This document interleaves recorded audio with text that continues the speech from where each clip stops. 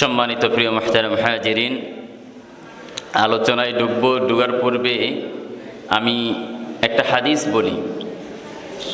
এই রমজান মাসের নামটা কেন রমজান রাখা হয়েছে এটা জানা জরুরি কিনা?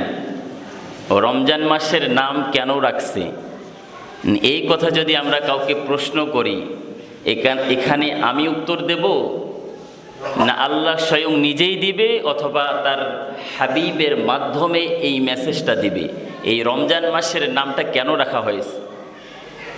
হাদিসের কথা অনুযায়ী বলতেছি, ওয়া ইন্নামা সুম্মিয়া লিরমাদান সাম্মা ইউসিম্মি, নাম রাখা। এই রমজান মাসের নাম এই জন্য রাখা হয়েছে ইয়ারমিদুজ জুনুব, গুনাহকে জ্বালিয়ে দেওয়ার জন্য। গুনাহকে জ্বালিয়ে দেওয়ার জন্য এই রমজান মাসের নাম রাখা হয়েছে। সুবহানাল্লাহ। একটু ব্যাখ্যায় আমরা নিজেদের ভিতরে গভীরভাবে যাই। রমজান মাস আত্মশুদ্ধির মাস, রমজান মাস রহমতের মাস, রমজান মাস দয়ার মাস, রমজান মাস নিজেকে সংশোধন করার মাস, রমজান মাস হিংসে, বিদ্বেষ, কোলাহল, আত্মীয়তার বন্ধন ছিন্ন যা আছে সব কিছু থেকে মানুষ নিজেকে পরিবর্তন করে, নিজেকে চেঞ্জ করে, তার দিলের ভিতরে পরিপূর্ণ আল্লাহর দেওয়া নূর পয়দা করে আল্লাহর হয়ে যাওয়ার নাম হলো রমজান মাস। বলেন সুবহানাল্লাহ। রমজানটা এমনি আসে নাই। 12টা মাস আপনার মন মতো করে আপনি আপনার সময় কাটিয়েছেন, কিন্তু রমজান মাস যেই ব্যক্তি পাইল, যারা বোঝে, যাদের আকেল আছে, যাদের জ্ঞান আছে, যাদের শক্তি আছে, যারা মুসলমান, যারা যুবক, তাদেরকে আল্লাহ পাক ইন্ডিকেট করে বলতেছে এই রমজান মাস প্রতিটি মুহূর্ত, প্রতিটি সেকেন্ডের দাম আছে না নাই? এই রমজান মাসে যদি কেউ কথাও বলে, কথাটা বলতে হবে বুঝে শুনে, অযথা কোনো কথা বলা যাবে না। কথা বলার ক্ষেত্রে একটা হাদিস আমি বলে দেই, নবীজি বলছে। কে বলছে? মান কানা ইউমিন বিল্লাহি ওয়াল ইয়াউমিল আখির, যে ব্যক্তি পরকালকে বিশ্বাস করে, আল্লাহ এবং তার রাসূলের প্রতি ঈমান আনে। কথাটা বোঝেন। মান কানা ইউমিন বিল্লাহি ওয়াল ইয়াউমিল আখির, কিয়ামতকে বিশ্বাস করে, জান্নাত, জাহান্নাম, আখিরাত, আল্লাহ এবং তার রাসূল আছে, কিয়ামতকে পরিপূর্ণ যারা বিশ্বাস করে তাদের ক্ষেত্রে বলতেছে ফালিয়াকুল খায়রান, ব্যক্তি যে কথাটা বলবে, ফালিয়াকুল, যা বলবে, খায়রান, ভালো কথা। কি কথা? আপনার মুখ দিয়ে আপনি যেই কথাটাই বলবেন না কেন, সেই কথাটা যেন ভালো কথা হয়। আও ইয়াকুল লিয়াসমুত, অথবা চুপ হয়ে থাকবেন। কে বলছে? নবীজি সাল্লাল্লাহু আলাইহি ওয়াসাল্লাম বলছে। নবীজি যা বলে, আল্লাহ যা বলে, ওমা ইয়ানতিকু আনিল হাওয়া ইন হুয়া ইল্লা ওয়াহয়ু ইউহা, নবীজি মন মতো কোনো কথা বলে না, সব কিছু আল্লাহ তাআলা বলিয়ে দেয়। এজন্য হাদিসটা বোঝেন, ফালিয়াকুল খায়রান, যদি কথা বলতেই হয় সঠিক কথা বলবা, হক কথা বলবা, সত্য কথা বলবা, কল্যাণের কথা বলবা। এমন কথা বলিও না যেই কথা দিয়ে তোমার গুনার কারণ হবে, যেই কথা বললে তোমার রোজাটা নষ্ট হয়ে যাবে, যেই কথা বললে মানুষের সমালোচনা হবে, যেই কথা বললে মানুষ কষ্ট পাবে, দুঃখ পাবে। তুমি হাজারো ইবাদত করো না কেন, গুনার সবচেয়ে স্তরের মধ্যে এমন গুনাহ আছে মানুষের হৃদয়কে টুটিয়ে দেওয়া, মানুষের হৃদয় ভেঙে দেওয়া। তুমি এমন কথা বলো, তুমি মানুষকে এমনভাবে আঘাত দিতে পারো, তোমার কারণে হয়তো জায়নামাজে দাঁড়িয়ে আল্লাহর কাছে তোমার নামে ফরিয়াদ করে, নালিশ করে। তাহলে আমার ইবাদত করে কোনো কাজ হবে? আমি একজনকে এমনভাবে কষ্ট দিলাম, আমার কারণে সে জায়নামাজের মধ্যে আমার জন্য আমার রবের কাছে নালিশ করে। সারাদিন রোজা রাখলাম, নামাজ পড়লাম, রোজাকে পবিত্র করার নামেই হলো পরিপূর্ণ ইবাদত। সম্মানিত প্রিয় মুহতারাম হাজিরিন, ইসলামকে বুঝতে হলে আপনাকে বুঝতে হবে ইসলামের মূল বিষয়টা কি।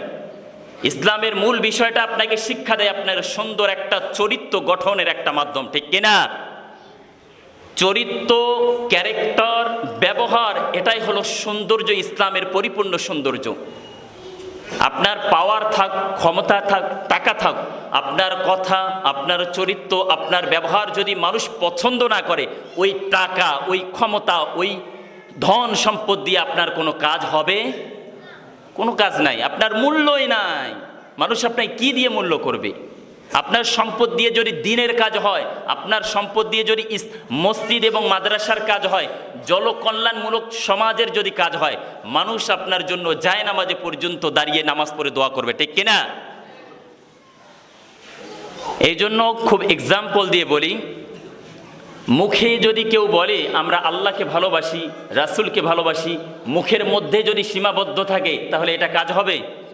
এখন আমি জিজ্ঞাসা করি, সবাই বলবে আমরা আল্লাহকে ভালোবাসি, সবাই বলবে আমরা রাসূলকে ভালোবাসি, কই আল্লাহর দেওয়া যে ইসলাম তোমাদেরকে দিয়ে গেছে, ওই ইসলামটা তোমাদের মাঝে কতটুকু আছে, ভ্যালু তোমরা কতটুকু তোমরা দাম দাও? নবীজির যে সুন্নত, সেটা তোমরা কতটুকু তোমরা মানো? রমজান মাস আসলে নবীজি কিভাবে সুন্নত পালন করতেন, কিভাবে ইবাদত করতেন, কেউ একজনও তো কেউ ওইভাবে তো ফলো করে না। মুখের মধ্যে বলে এভরিওয়ান লাভস প্রফেট মুহাম্মদ সাল্লাল্লাহু আলাইহি ওয়াসাল্লাম। একজন স্কলার বলছিল যে সবাই নবীকে ভালোবাসে, সবাই আল্লাহকে ভালোবাসে, কিন্তু তার দেওয়া দ্বীন ইসলাম কেউ মানতে চায় না, কেউ পরিপূর্ণ আদায় করতে চায় না, মন মতো করে সবাই চলে। এই রমজান মাসে যে একটা স্তর আছে, যে একটা প্রিপারেশন আছে, ওই প্রিপারেশন মানুষের ভিতরে নাই। আবার দেখা যায় খুব কমন ভাবে যদি বলি, এই রমজান আসতে সর্বোচ্চ কারো মনের ভিতরে একটা চাহিদা থাকবে 10 দিন। কয়দিন? কথা বলেন না কেন, কতদিন থাকে? সে একটা এক্সাম্পল আমি বললাম, 10 দিন কারো মনের ভিতরে একটা মানে জোশ, একটা মনের একটা পাওয়ার থাকবে। কতদিন? 10 দিন, 15 দিন নাই, শেষ। তে রমজান মাসের নামটা যে এই জন্য রাখলো, ওয়া ইন্নামা সুম্মিয়া লিরমাদান ইয়ারমিদুজ যুনুব, গুনাহকে জ্বালিয়ে দিবে। এই হাদিসের ব্যাখ্যায় আপনি যান, গুনাহকে যে জ্বালিয়ে দিবে, আপনার মনের ভিতরে যদি হিংসা থাকে হবে? আপনার মনটা পরিপূর্ণ তাকওয়া অর্জন করে আল্লাহর নূর পয়দা করতে হবে, তাহলে আল্লাহ পাক আপনার গুনাহকে জ্বালিয়ে দিবে, অন্তরে নূর প্রবেশ করাই দিবে। আমরা হাদিস এও জানি, ইযা কানা রমাদান, যখন রমজান আসে, ফুতিহাত আবওয়াবুল জান্নাহ, জান্নাতের দরজা খুলে দেয়। ফুতিহাত, খুলে দেওয়া হয়। আবওয়াবুর রহমা, আল্লাহ তাআলার রহমতের দরজা খুলে দেয়। রহমতের সব দরজাগুলো খোলা আছে। এখন আসতে হবে, আল্লাহর কাছে চাইতে হবে, কাঁদতে হবে, বারবার ইবাদত করতে হবে। নবীজি দেওয়া ইসলাম আমাদের ভিতরে নাই, আমাদের মন গড়া ইসলাম চলে এসেছে। আমাদের এই জীবন চিরস্থায়ী জীবন নয়, আমাদের মূল ভবিষ্যৎ হলো আমাদের কবর, ঠিক কিনা? কবর আমাদের জীবন, কবর আমাদের ভবিষ্যৎ। এই কবর আমাদেরকে দীর্ঘ সময় আমাদেরকে থাকতে হবে। দুনিয়াতে কতদিন থাকবেন? 60, 70, 100, এরপরে আমাকে কোথায় থাকতে হবে? ওই মাটির নিচে কবরে আমাকে থাকতে হবে, আপনাদেরকে থাকতে হবে। তাহলে দুনিয়ার মূল বিষয়টা আপনারা বোঝেন।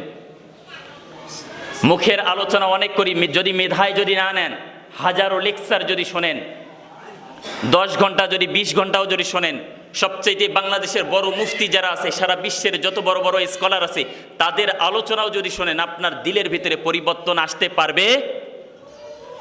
সম্মানিত প্রিয় মুহতারাম হাজিরিন, এই রমজান মাসের নামকরণ কারণটা কি? 1 নাম্বার কারণ হলো আল্লাহ পাক রব্বুল আলামিন বান্দার গুনাহগুলোকে জ্বালিয়ে দিবে, শেষ করে দিবে। একজন ব্যক্তির মনের ভিতরে কোনো রকমের